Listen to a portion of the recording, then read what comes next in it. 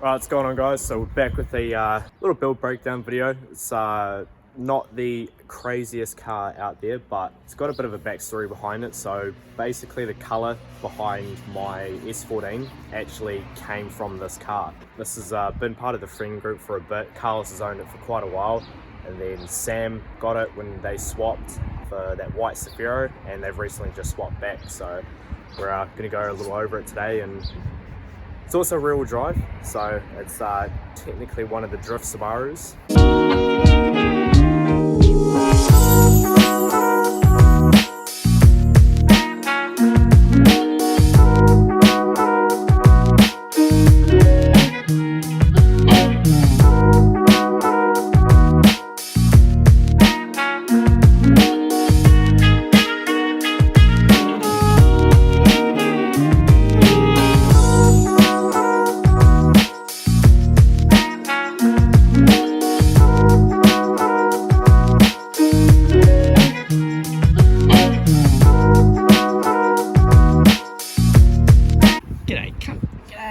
That sun's just gonna be right in the eye. You've had this car for a while, eh? Yes and no. Technically right now I've had it for exactly a week. So yeah, I owned it for about 2 years. Bought it back in 2018 sometime. Had it for a week and then the engine blew. Classic. Subaru. Yeah, ran a bearing. Me and Troy, we ripped the motor out, pulled it apart, found that where the two blocks were put together, they put way too much RTV in it, and it like clung to the oil pickup, starved of the oil, because it wasn't just the bearings that were run, the cams were scorched. Like that, the engine was basically just a bin motor. But around that time, I had like too many other cars, so this just sat in my backyard for ages. Yeah, you had like an R34 and an RX7. Yeah, I had my RX7, my R34, my Evo, and then the R32 race car. Like I just had other projects that were more fun. This was just meant to be my daily at the time, and then when it broke, it was like, well, it didn't serve a purpose, so it just sat. And then, you know, I had that silver drift Subaru, which is now the yellow one, and then I was like, well, this one here's got like sorted suspension, so maybe when I get around to building it, it'll just be a drift wag. It's an engine out of an 07 XT Forester, so it has some extra goodies on that. So earlier this year, when we got the white Subaru, we got it from Patchett. I swapped this to Patchett for that Subaru and another car. You guys saw it, the green stickered Falcon. Patchett put this up for sale around the same time I put the Ceph up for sale, so we were just like, hey, let's swap back. It's come back from like being dynoed. It's now legal and all this other good stuff. Don't like the wheels though, they're horrible. Yeah, the wheels that you had on it were a lot better. But yeah. I mean, these aren't terrible, but compared to what was on it. I still have my two-piece wheels at home, but any new tyres, these are just 100. So yeah, she's got adjustable springs all around. They're True Heart, adjustable everything, dampers, camber arms and top hats. They're pretty good. It's got cert for everything, has a full 3-inch stainless exhaust front to back, so up pipe, down pipe, no cats. Has one resonator in the center and then a 4.5-inch cannon at the back. It's not even all that loud, but it's got like a nice smooth tone. I did put a TD05 20G in it before selling it to Patchett, but since getting it back I hate the lag on that, so I've gone back to the TD04H. It's making 19 PSI at 3000 RPM. Yeah, and this was, how much power did this make on 240 on the dyno? wheel, no 240. tune, just like stock tune. So 240, like that's more than enough power to have fun. Yeah, and that's at the rears, and it loves to just chuck axles, like absolutely just send axles. As we mentioned, this is rear-wheel drive converted. How has that been done? So in the old Subaru, I just welded the center diff and took out the axles, but obviously this is a street car, so it needs to be legal, so what I've done is I pulled the center diff out, ripped all the guts out, like the spider gears and the viscous coupling, and then I welded the, can't remember what it's called, but it's basically the spline that connects to your drive shaft, like I guess. I welded that to the plate and then to the casing. So the casing's one solid moving mass. There's nothing inside of it to drive the front wheels. So on this one, I can leave the front axles in, and it's rear-wheel drive. The only problem with that is the front diff makes a horrible amount of noise because it's not being spun by the motor, it's being like dragged by the wheels, so it screeches, but it's alright. And these seats aren't factory, are they? No, so this is not an STI model, but it's got STI interior, all the good stuff. I run a digital boost gauge in bar instead of PSI. I don't know, I just prefer bar, it's a smaller number, makes more sense to my little brain. Has Patchett's stickers all over it. Yes, it Twisted does. Performance was where it was done. Oh, you'll love my dyno sheet.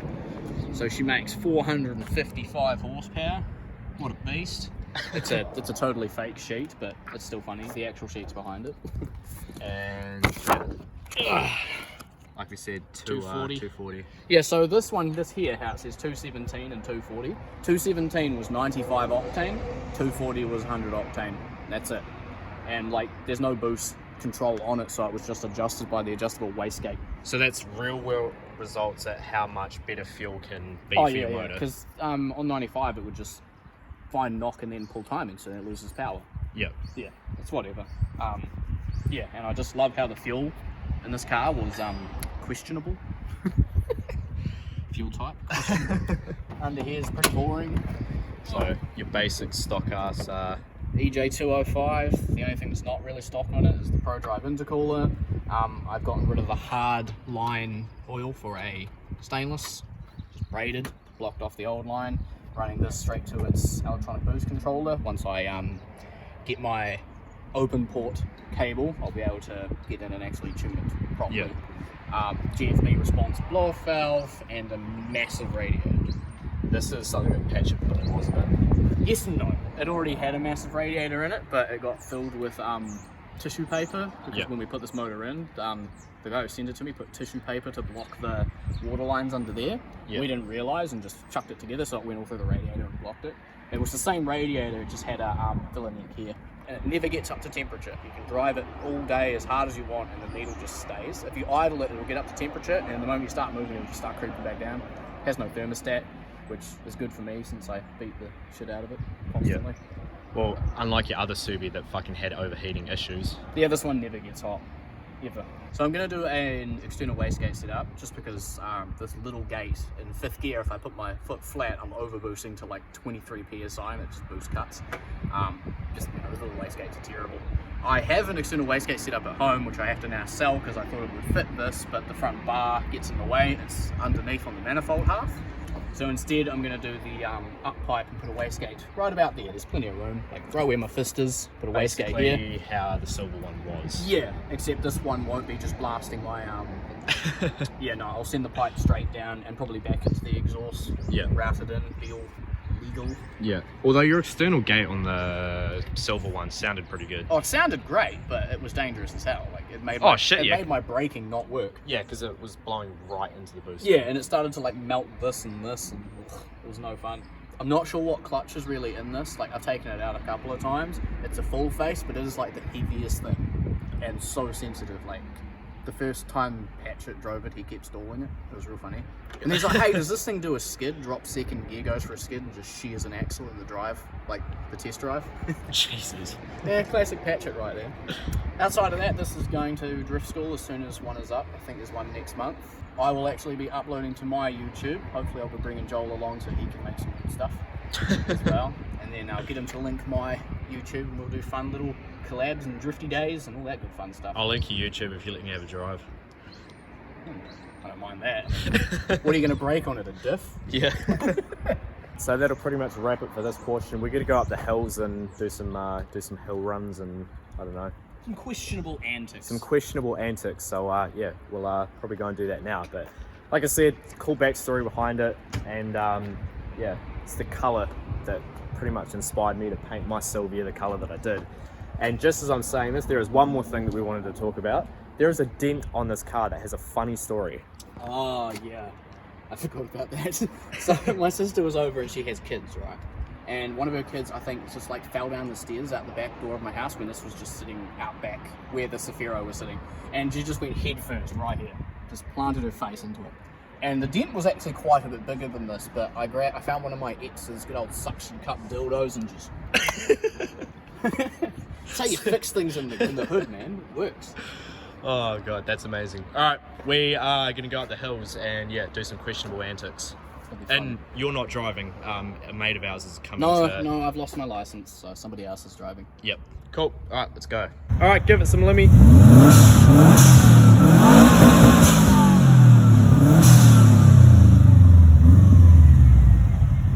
Your car sneezes.